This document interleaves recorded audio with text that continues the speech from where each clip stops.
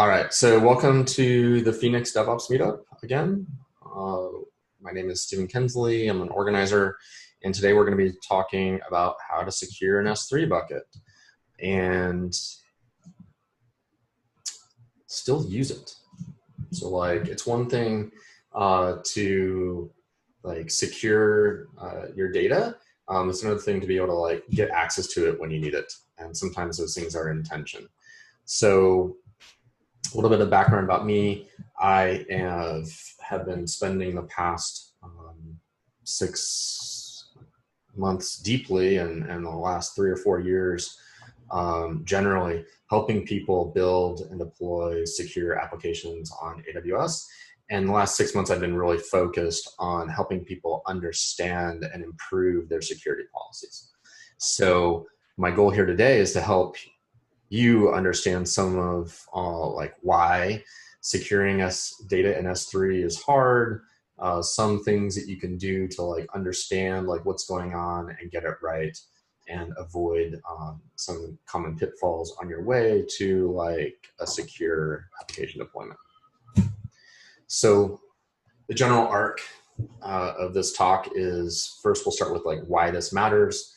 Then we'll take a look at how AWS access policies are evaluated, some common mistakes, and then a demo or exercise that shows you how to get to a least privilege bucket policy or access condition.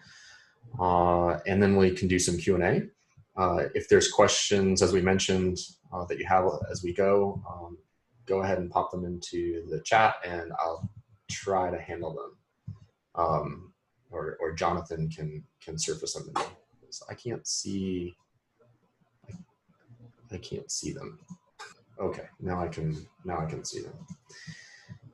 All right. Okay, so I want to start with some data from a report that was created by a research company called Scientia.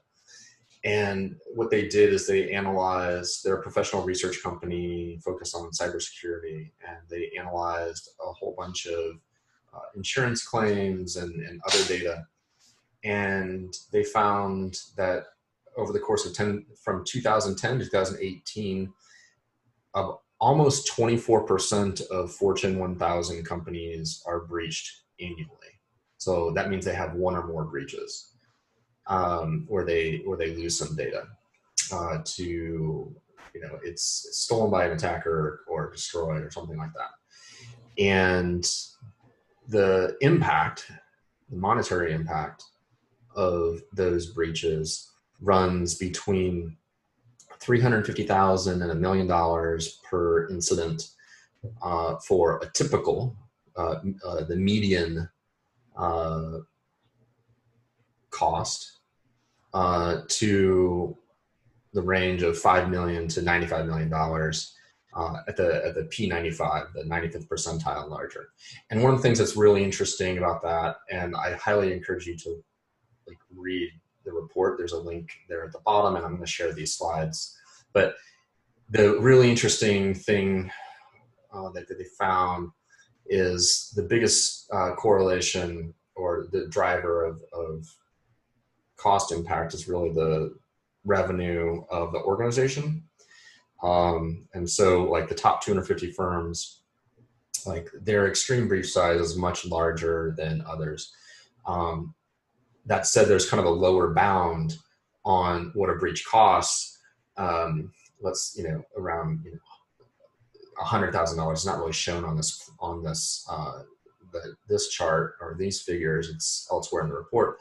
But that the impact of $100,000 incident on a company that only has $1 million or $10 million in revenue is significantly more painful. So that's one.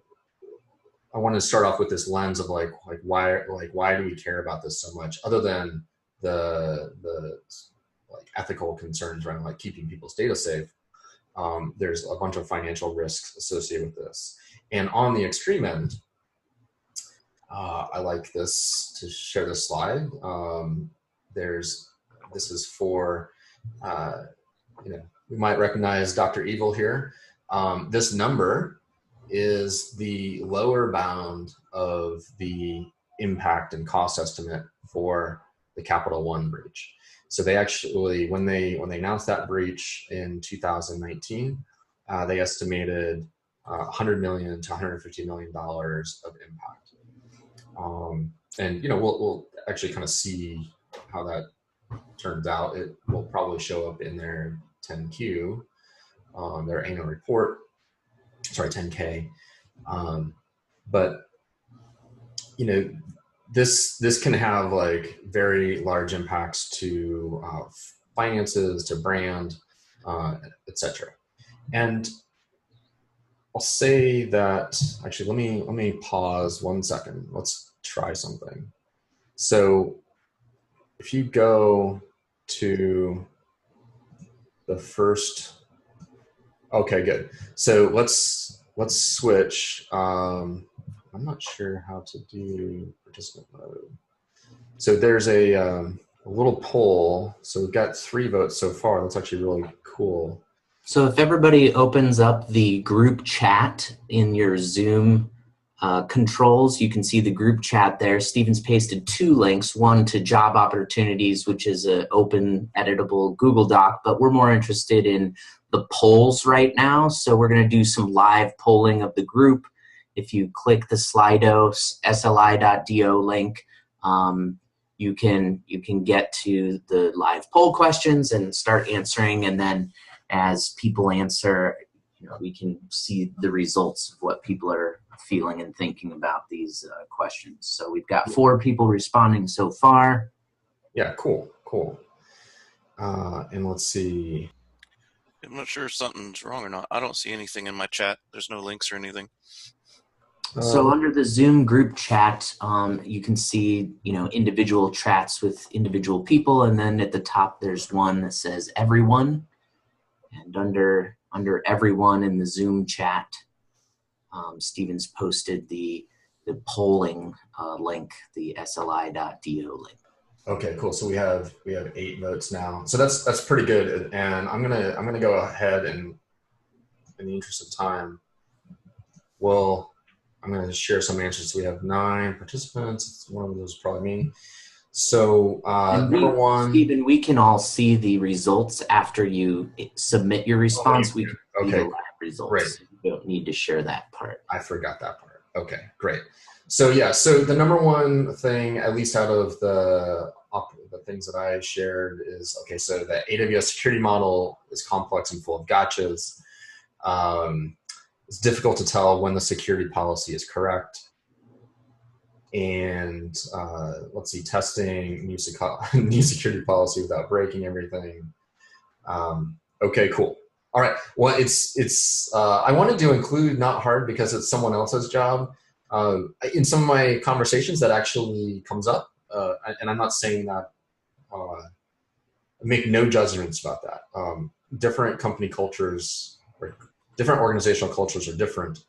And sometimes there's a very strict division between, say, application engineers and security engineers and so forth. So, yeah, like I want to dig into this example that's kind of like motivating the exercise today.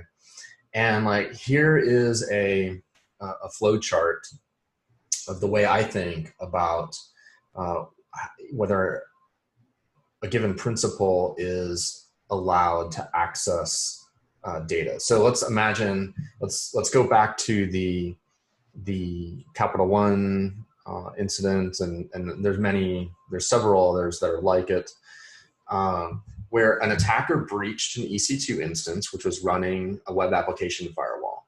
So when Capital One moved or started their migration from their self-managed data centers to AWS, they still needed to fulfill their PCI requirement to have a web application firewall. And so they used the web application firewall that they were using on-prem in AWS because they were comfortable with it, and or whatever. Actually, I'm sort of guessing at this point, but like they were happy with their web application firewall enough so that they kept using it. Well, it's software, and it had an exploit. And so an attacker was able to get a shell on the EC2 instance that was running that web application firewall. And it was separate from the rest of the other EC2 instances and what have you. But they were able to get a shell, and they were able to get some credentials. And then and they either exfiltrated those credentials and ran S3 commands, or they ran them directly from the web application firewall. It doesn't really matter. You can actually figure all this stuff out, these facts out, from the Department of Justice filing against the attacker. But they were then able to use those credentials, which gave them access to read from S3, presumably because they were like,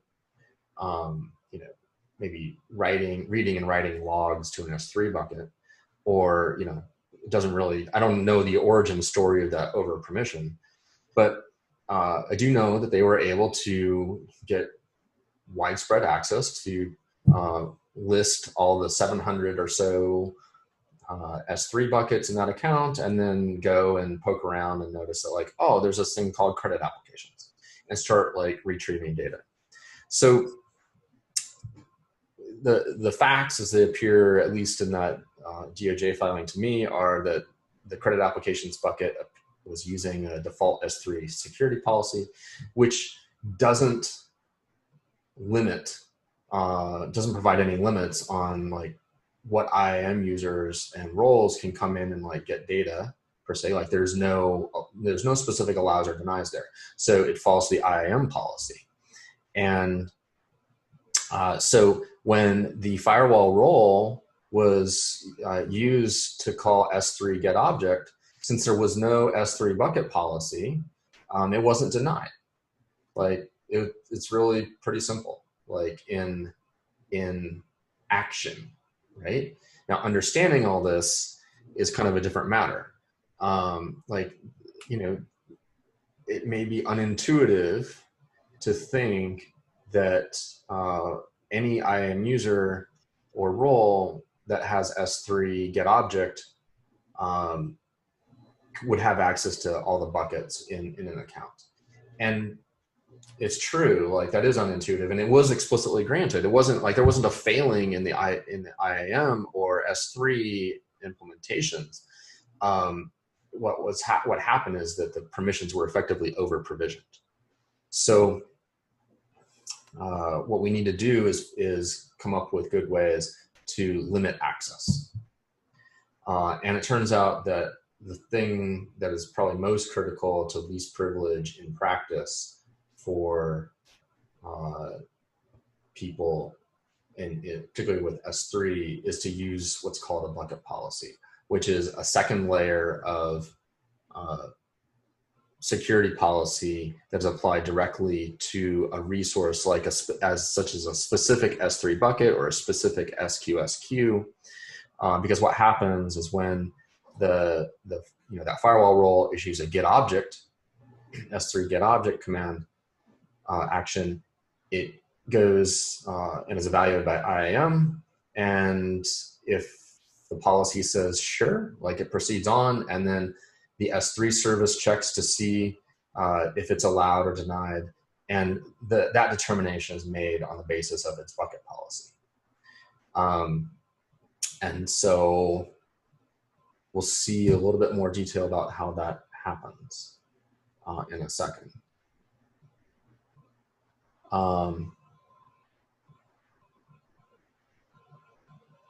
Yeah, and Daniel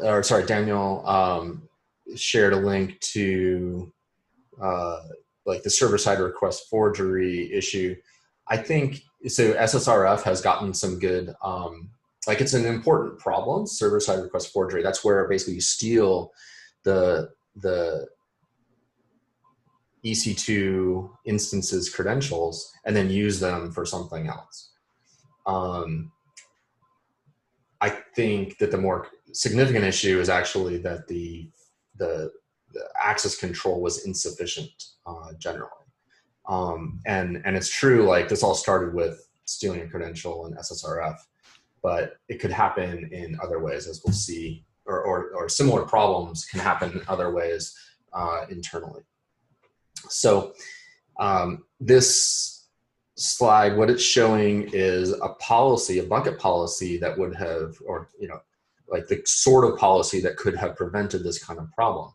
And I want to introduce this now, even though it's like it's almost jumping ahead to the end, because the key here is that the bucket policy needed to allow the credit processor to perform get object, put object, ACL, let's say.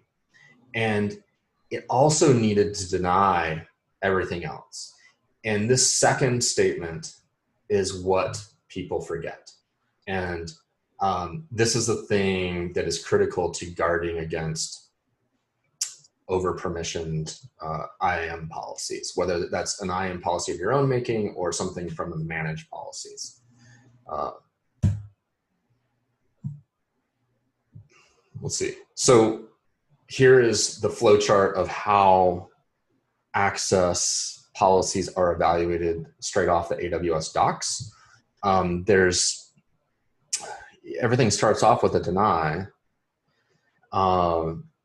and basically, and then AWS starts looking at each of the 5 different kinds of policy that you can use to control access. There's service control policy, which can be used to deny access at the account level, is the primary use. So like say you want to prohibit use of non-HIPAA compliant services in a healthcare setting. You could do that with service control policy pretty easily. The next thing along the chain is there a resource policy that specifically allows access? And this is useful, especially in cross-account access and for limiting access to a resource like an S3 bucket. And you can see if there's an allow here, then it will continue on. And actually, this whole chain gets evaluated. So anyway, if there's a bucket policy that doesn't basically deny you, it'll go on. So the next thing are the permission boundaries and session policies, and those can limit the scope of what you can do within a particular, like with either a particular principle. It's kind of like a mask, like the permissions boundaries that say like out of this existing policy, you can only do part of it. And then there's session policy, which kind of does the same thing on a per session basis. Those aren't, I would say, in widespread use yet. And then there's IAM, which is the kind of policy that I think most people are probably most familiar with, wherein like we attach like some sort of like a power user role or equivalent, so that you can like go in and provision resources, or your application can like that firewall role can run with the things it needs to put logs into a bucket. There's 2 key points that I want to make about this flowchart. One, it's complicated. And because there are like new actions being created all the time, and like a lot of this isn't within your visibility, like, you may not have visibility into what's going on with service control policy. That complicated machine really kind of turns into a complex machine, because there are these other things changing that are out of your control. Number 2, there are 2 ways that an allow can happen. One is resource policy, 2 is identity policy. Let's see. So some common mistakes are allowing actions against all resources with the star wildcard or asterisk wildcard. So this is most, like, you know, when you make custom policies, a lot of people do this too. And like, I certainly do this in a number of situations where the IAM policy has, you know, you can perform get object on any S3 bucket. And that's like the standard thing. All the AWS IAM managed policies they don't have any sort of resource condition to limit to a particular bucket, because of course they have to work for everyone in the world, not, they don't know like what buckets your firewall should have access to.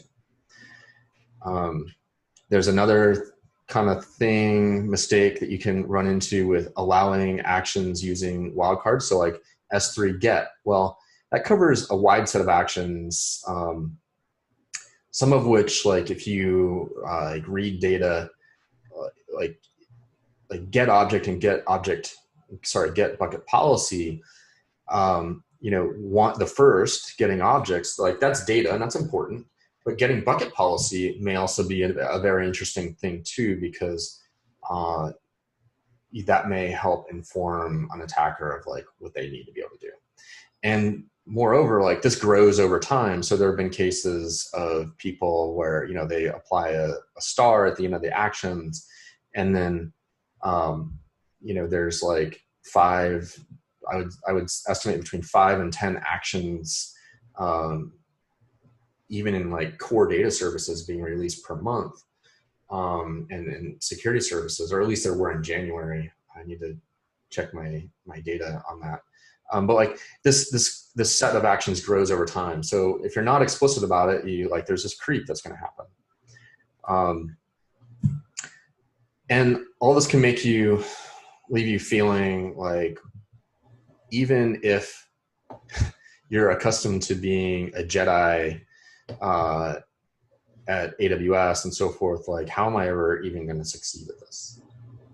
Which is kind of what we see in the poll. So we're at 60% of people have said, like, yeah, the AWS security model is full of gotchas, complex and full of gotchas, and same with, it's difficult to tell when the security policy is correct.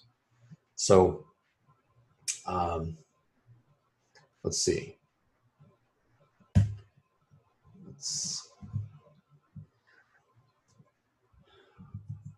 I'm going to switch modes here real quick. There's another question I have, which is, I'm going to press play on that one. I'm kind of interested in, when was the last time you tried to understand a security policy, or who had access to a particular data set in AWS? 7 days, 30 days, 90 days. Okay, cool. And while that's going, I'm going to exit this thing and switch to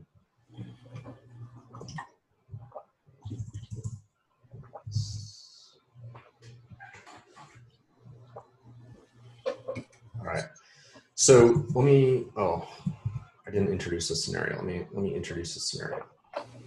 So what we're going to do today is we're going to secure an S3 bucket from its default configuration to be usable by the application. And what I mean here is the application role, IAM role, but not the firewall role or the high-powered delivery user that you might be using for continuous integration and delivery. The AWS resources involved here are an application in the firewall role and a delivery user in IAM, and then some policies that we'll be messing around with, and then a couple of buckets, the sensitive data and the logs bucket.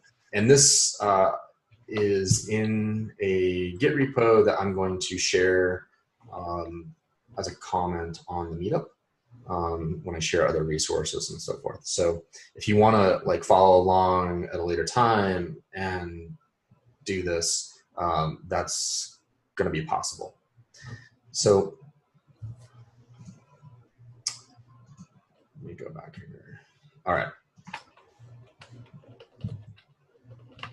So as I mentioned,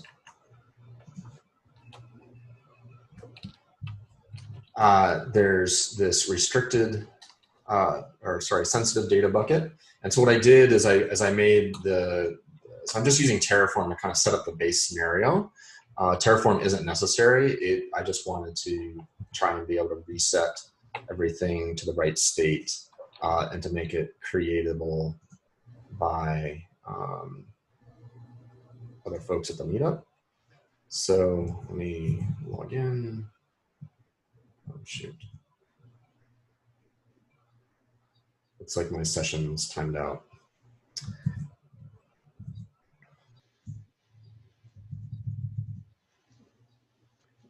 Okay. Sorry for the delay.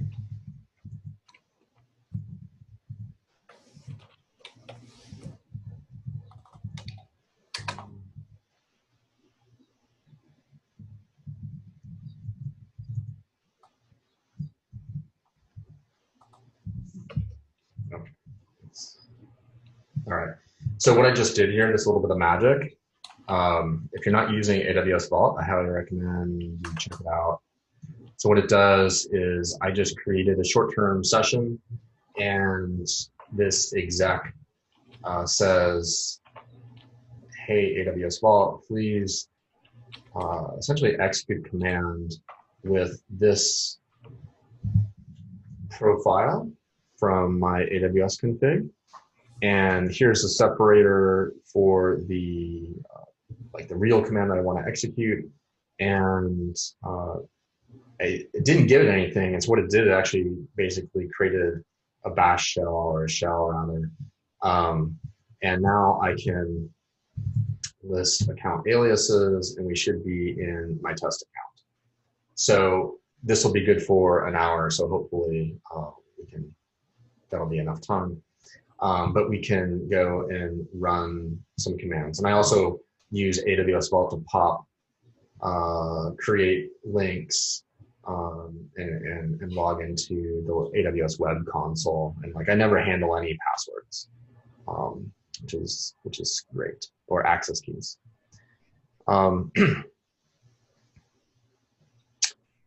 So, all right, let's go over to the bucket. So I created, these are very, very basic buckets. All I did was name them and upload a couple files. They don't really have anything in them. The contents of this just says file 1. You can see it's only 14 bytes. The point is there's a bucket. One of the first things I want to show is basically that you should, there's a thing called,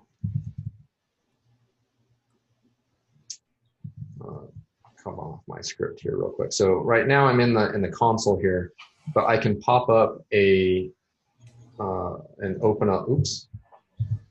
Well, even when I'm logged in, we can see that it was not available publicly. So that file is not available publicly. And there's a thing called object ACLS. That's how you primarily control public access to files or not.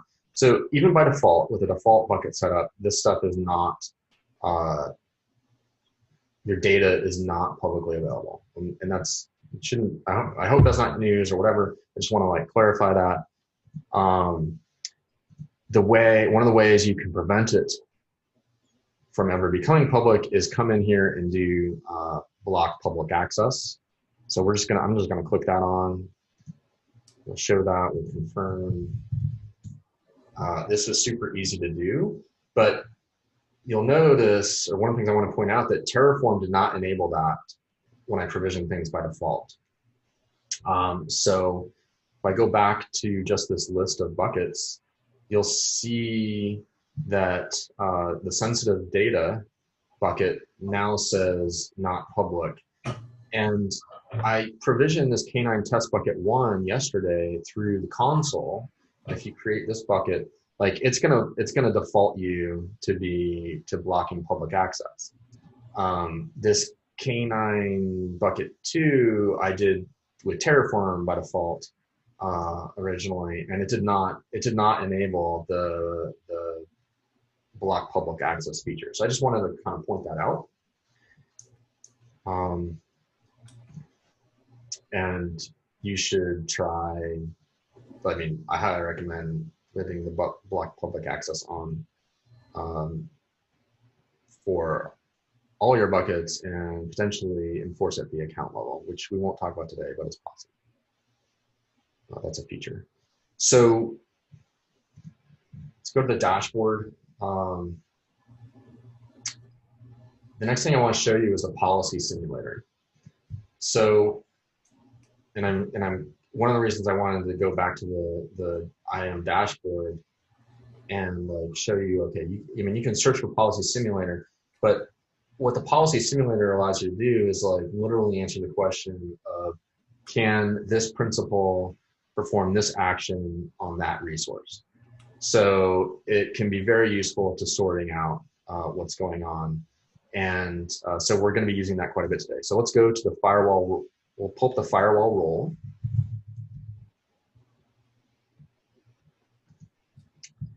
And let's see. Oh, you know what?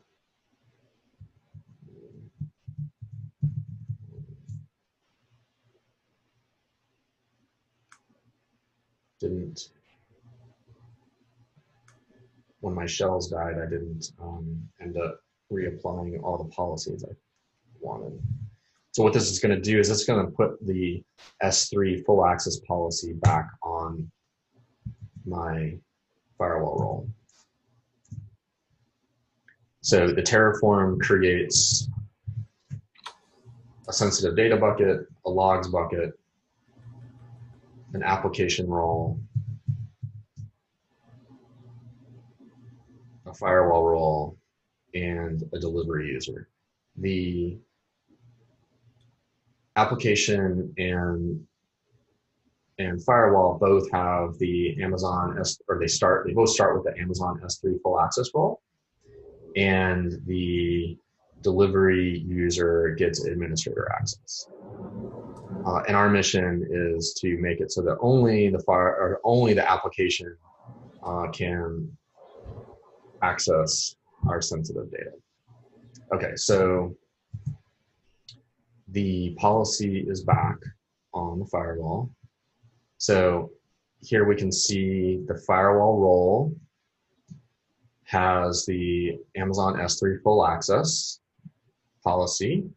And what we can do is say S3, we can go and pick out get object, like the particular actions that we're interested in. And you know, we can run a simulation, and of course, what we would expect is for the firewall role to be able to call get object and put object without, especially in a resource non-specific way, because it has that full access policy. Now, if we come in and say we care specifically about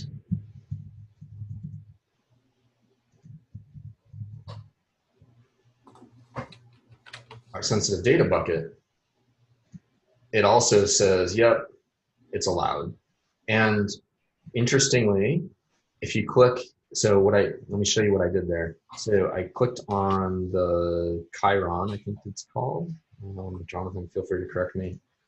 And it'll say why AWS Security Engine made the decision that it did. It's like, oh, it'll show you the statement that either allowed or denied access, which is super duper helpful. All right.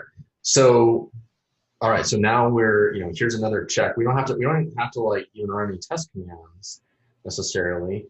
AWS is telling us that the firewall role can get and put objects into our sensitive data, which, both of those are bad, because corrupt data is usually is often more expensive than lost data, than like data that gotten out in the wild. So let's let's take a quick check of what we figured out. The IAM principals within an account have access depending on their IAM policy, and there may be excessive permissions granted by IAM, particularly via managed policies. And external principals do not have access to the bucket or its default or its contents. So we verified that a couple ways. Let's see. I'm not going to really spend any more time on bucket ACLs. You should enable the block public access feature and then set up a private canned ACL for the default bucket ACLs. We'll gloss over that for now, but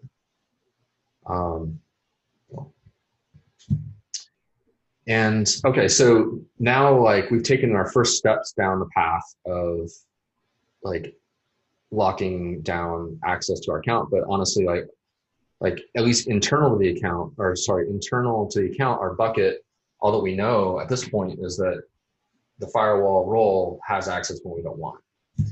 So let's go and take a look at a policy that accomplishes that.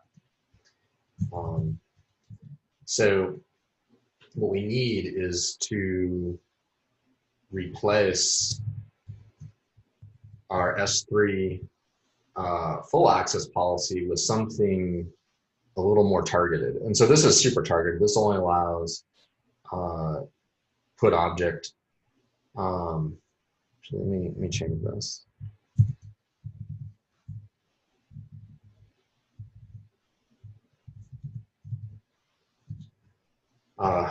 Allows get object and put object to the logs bucket.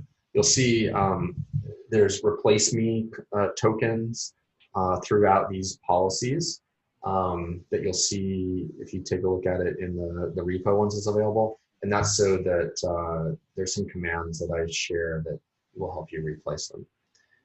I've already done that myself. So they're going to be pre-populated. But so we only want to permit the log writer user, let's say, to use the logs bucket. So okay, that's what, when people say a resource condition in an IAM policy, what that is it's either a single resource or a list of resources, and you can do things like one thing I guess I'll point out is that the /* like that, this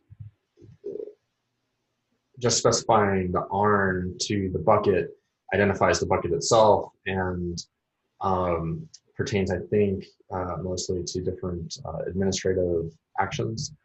And then, like the /* or, we could say if we had like a particular directory, under, and we only wanted to give them access to that directory, we could narrow that condition. And that's what's referred to by a resource condition. And, most, like if you have a resource *, that means that's what's meant by a wildcard on all resources. So just wanted to explain that bit of terminology.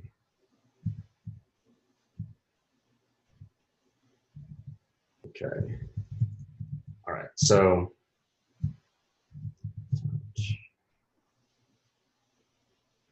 I'm going to attach the policy, the log writer policy, with just the AWS CLI, and I need to detach.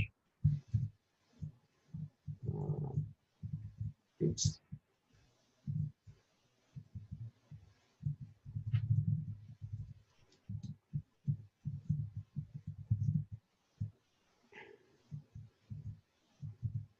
So what this is going to do is going to detach the policy from the role named firewall, and it's going to, this is the ARN of the policy that's going to attach. Sorry, detach. And if I go back to the simulator, you'll notice that the simulator has not picked up that change. I'm not sure if there's a, if I just do it, yeah. So this, you may notice in the URL, this is a JSP. This is a pretty old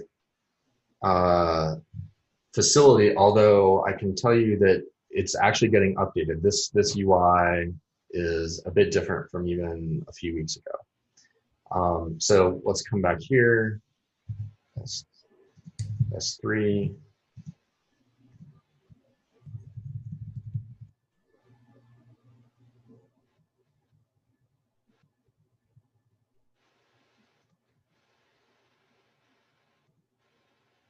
Okay, now the firewall is denied. Explicitly denied. Oh yeah, because I didn't specify a resource. So I can kind of show this from two directions. First off, we'll show that it doesn't have access to the sensitive data. So it doesn't have access to just any old thing. We can run the simulation, it's denied. If we change this to logs, this should work. Now there's a bug.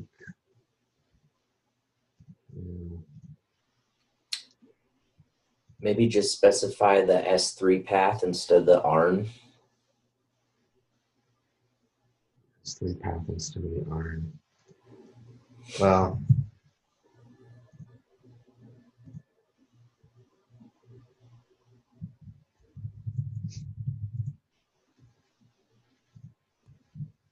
this is what I get for going off script. Let's see.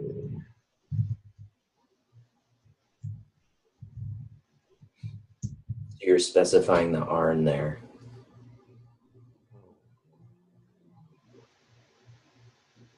Yeah. Yeah, no, that's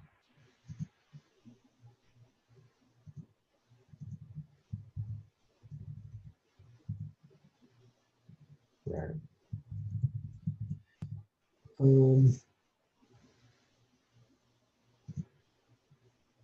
Oh, this is back in sensitive data, sorry. So that's expected.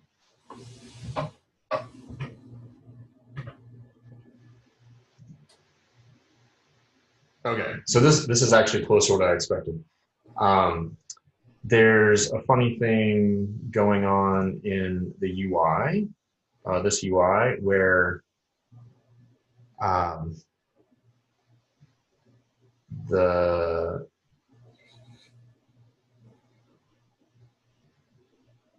result is incorrect for the second action. So I probably should have skipped that. I was waiting to show that at the end. It's kind of like,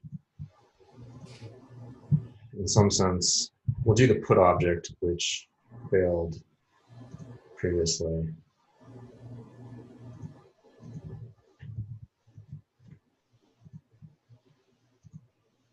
Yeah, so it's allowed now. So anyway, that's a bug in the UI. I can assure you the API is working correctly. And I just didn't have time to like update everything to like drive it all off the command line.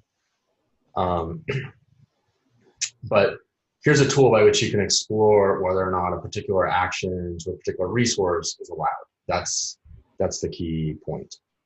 And also that our firewall policy, our log writer policy for the firewall, like effectively limited the access.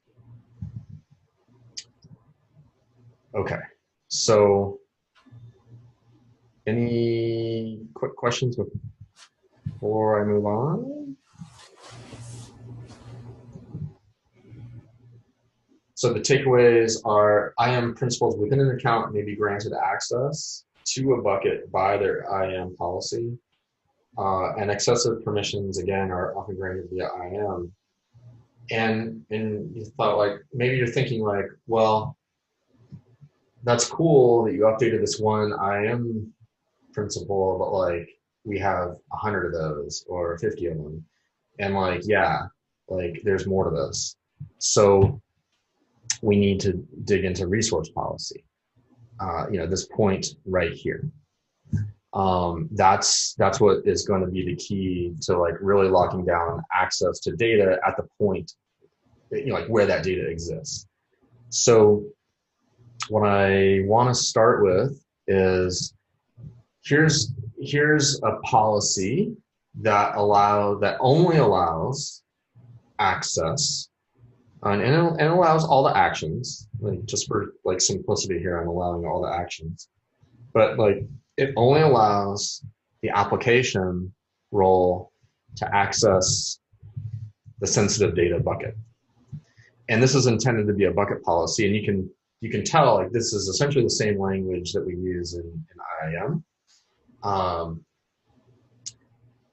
But what we're going to be able to do is we're going to be able to apply this control right here instead of having to attach it to like N principles over here. So we can, let's do this real quick. Let me show you I'll show you that the bucket currently does not have any policies. So this is the default, nothing. And I'm going to put this up there with the put bucket policy command, and you may notice that the file I use is the incomplete one. So we'll go back to the simulator, and like we know that the firewall can't access it, but what about the delivery user? The delivery user has administrator access, and due to the nature of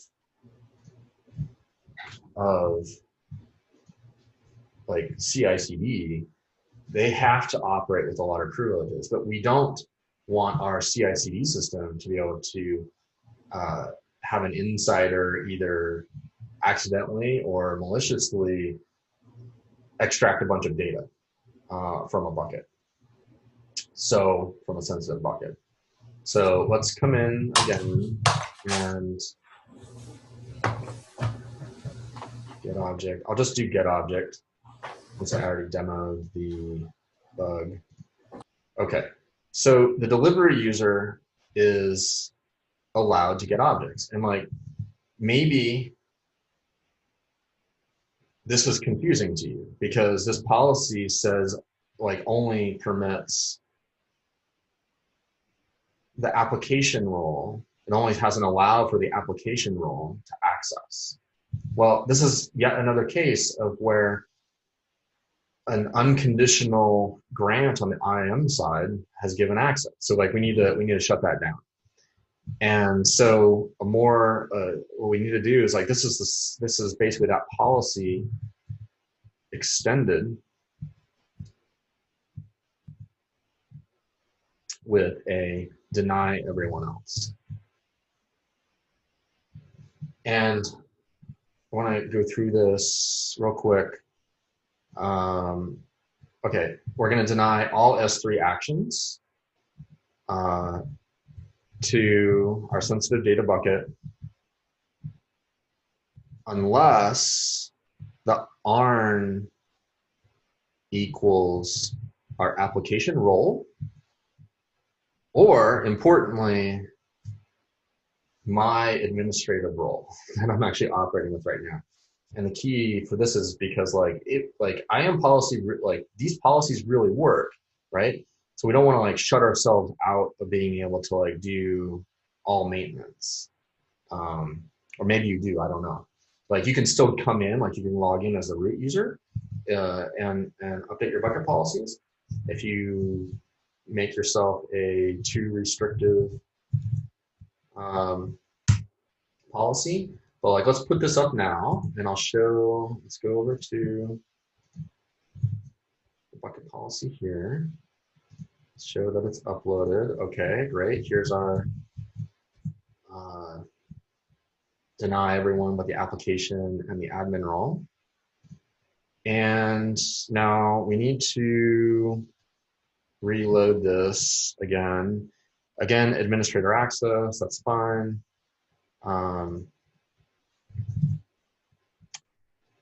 We'll select S3. Get object. Okay. Okay. So this is our delivery user. And denied. Hooray. Now even the CI/CD system with administrator access that we can never really get rid of, or that we, would find ourselves in a condition of like continually updating NIM policies to protect M resources. Now they can't access, they can't get objects, can't get data out of the bucket. And this is the kind of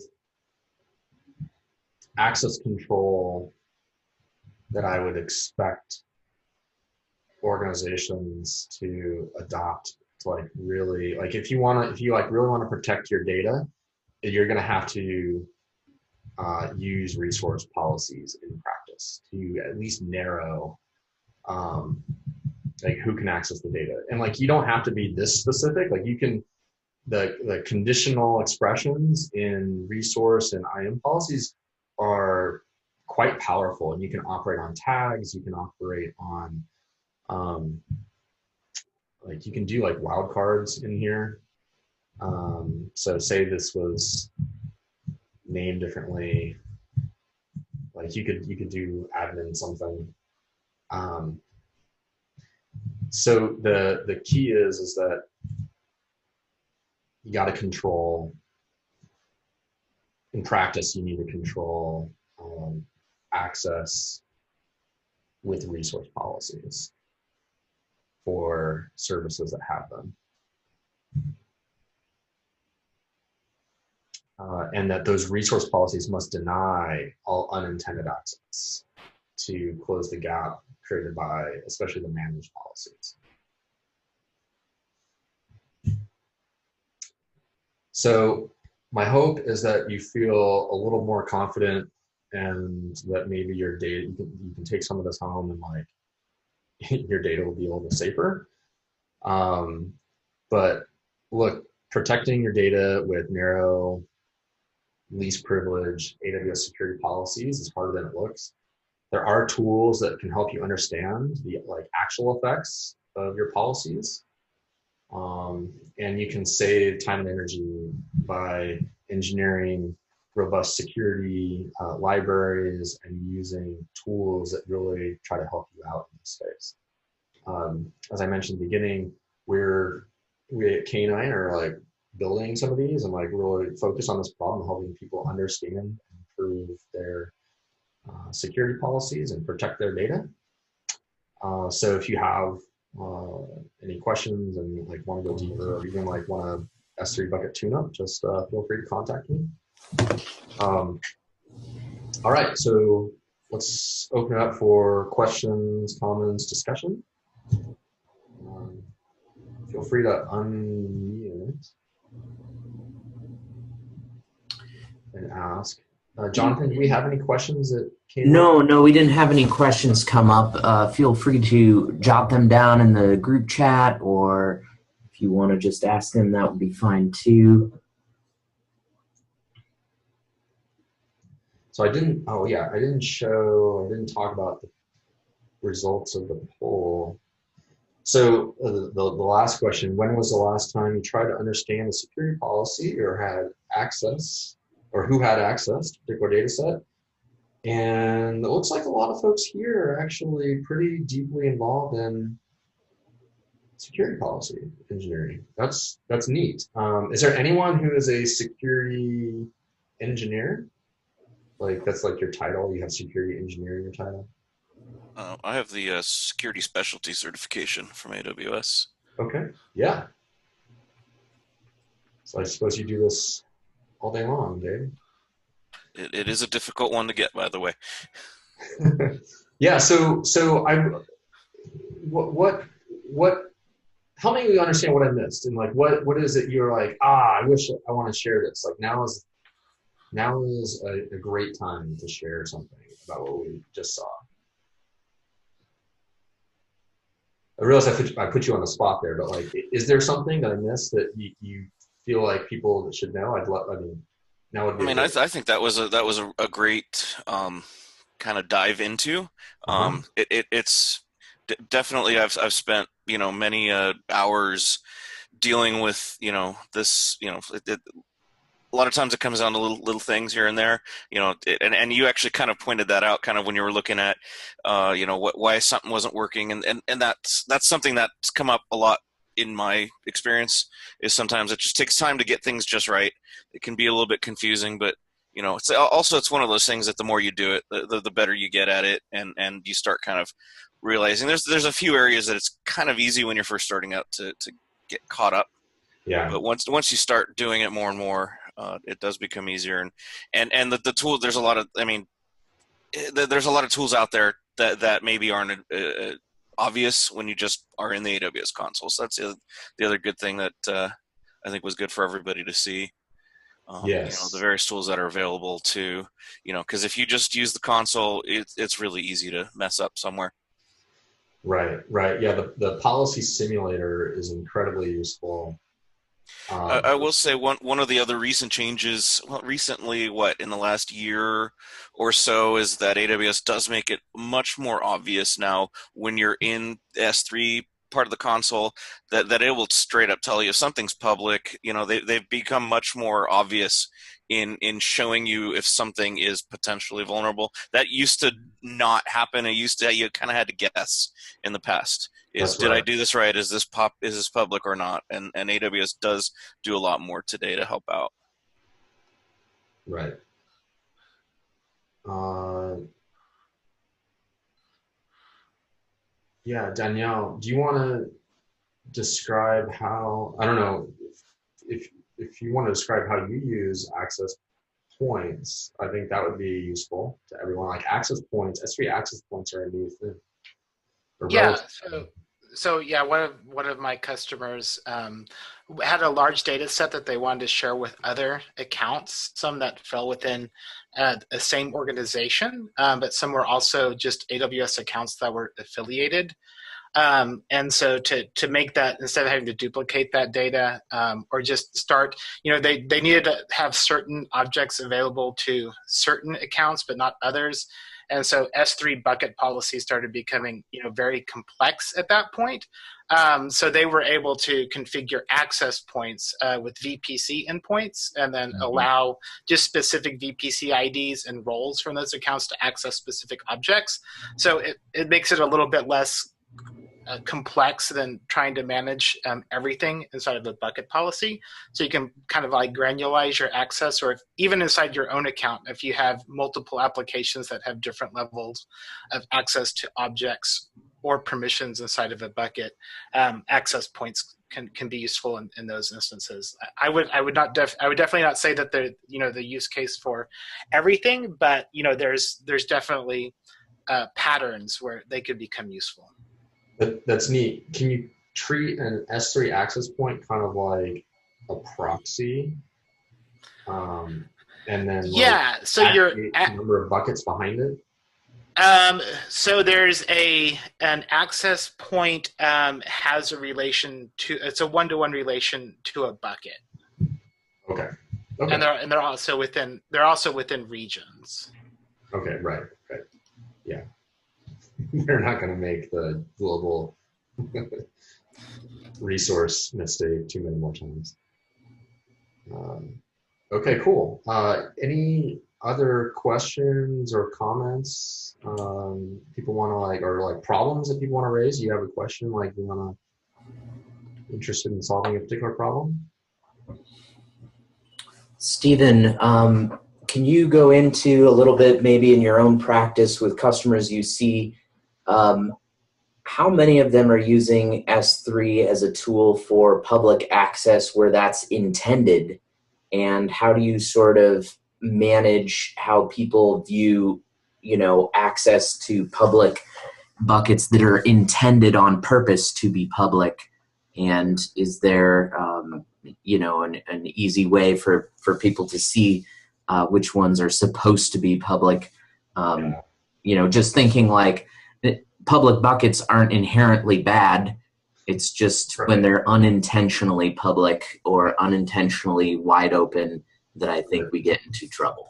Right, context matters. So, say you have a website that you're publishing to S3.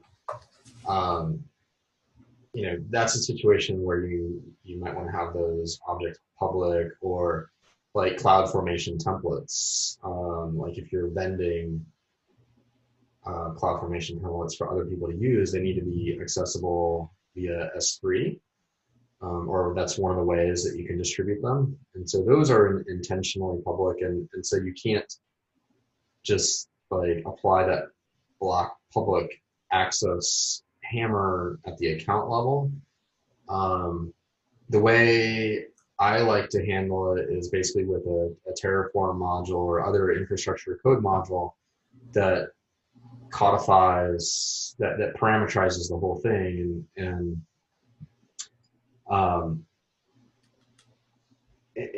to just bake into that module that you block public access, or at least that's the default, to default it on. It wouldn't surprise me if AWS, they are trying to default it on in some sense. But AWS is so keen on backwards compatibility. Like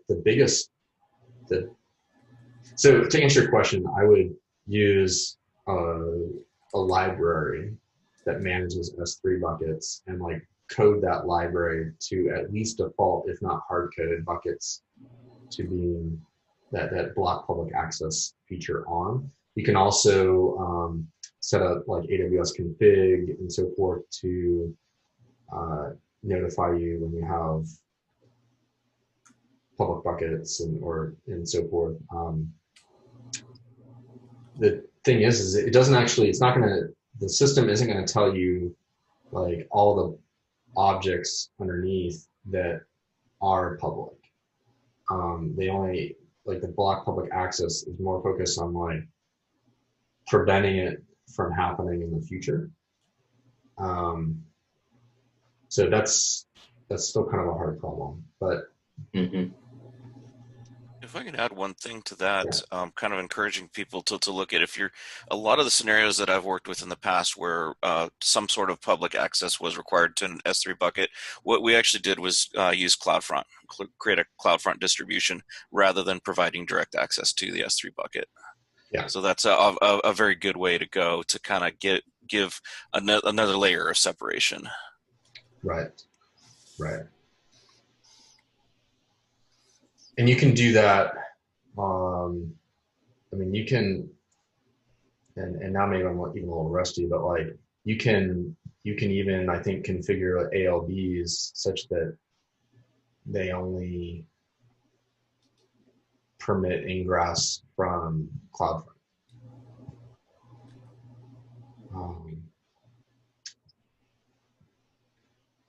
Now maybe. Yeah, you can configure origin access identities on CloudFront, the CDN, to give very specific access to just the CloudFront distro to have access into the S3 bucket. Yeah.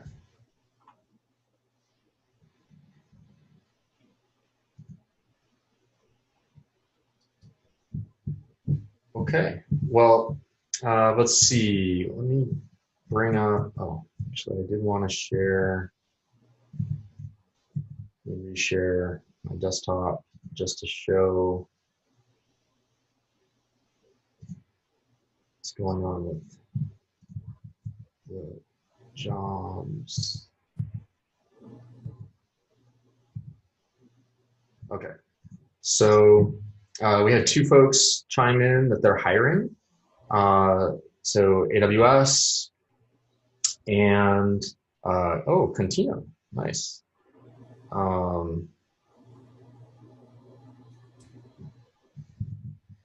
So, if you're looking, maybe check them out. I think they are probably the kind of folks, well, actually, I definitely know they're the kind of folks who are interested in security. So looks like we had a good showing.